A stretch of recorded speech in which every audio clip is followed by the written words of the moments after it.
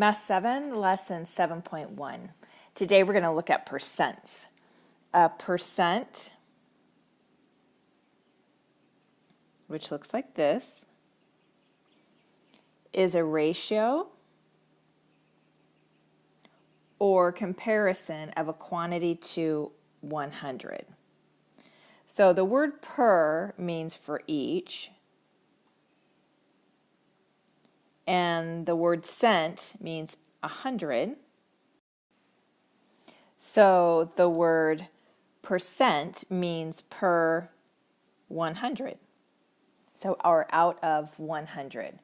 So it's a part to whole, and a percent would be out of 100. So the 100 would be at the bottom and the number would be at the top. So a number over 100 is that number's percent. So written as a fraction, a percent is a special fraction that always has 100 at the bottom. So that's in the fraction. There's always 100 at the bottom or in the denominator.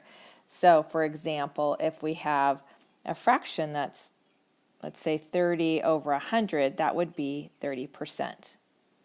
If let's say it was 17 over 100, that would be 17%.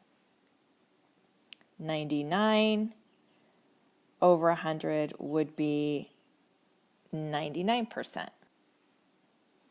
So to make a percent, if a fraction doesn't have 100 on the bottom and you want to turn something into a percent or 100 in the denominator,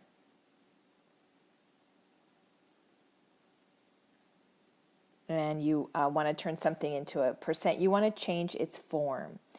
So for example, if I have 80 over 1,000 and I want to turn this into a percent, then I need it to be over 100 because over 100 is percent. So on this one, I can just cancel out or divide by 10 on the top and the bottom. So that would be 8 over 100, which is how I wanted it, and that is the same as 8%. So this ratio, 3 to 10, can be written as a fraction, and I want it over 100. So in order to get it over 100, I have to multiply both sides by 10. By 10 on the bottom and 10 on the top. That would be 30 over 100, which is what I wanted. I wanted it over 100. And once it's over 100, then I just turn it into a percent. So that would be 30%. And 9 over 20, I need to turn that into something over 100. And so if I multiply the bottom by 5, that's going to give me 100. So that means I have to multiply the top by 5. That will give me 45. Now that I have it over 100, I can turn it into a percent. And that is 45%. Let's do some more examples. So 12, a ratio of 12 to 10. Again, I'm going to want to turn that ratio into a fraction, 12 to 10. And in order to turn it into a percent, I need to make it over 100. So that means I multiplied 10 by 10 to get to 100. So then I have to do the same to the top. So that would be 120 over 100. So even though that top number is bigger than the bottom number, which is an improper fraction, because it's over 100, it's still a percent, and it would be 120%.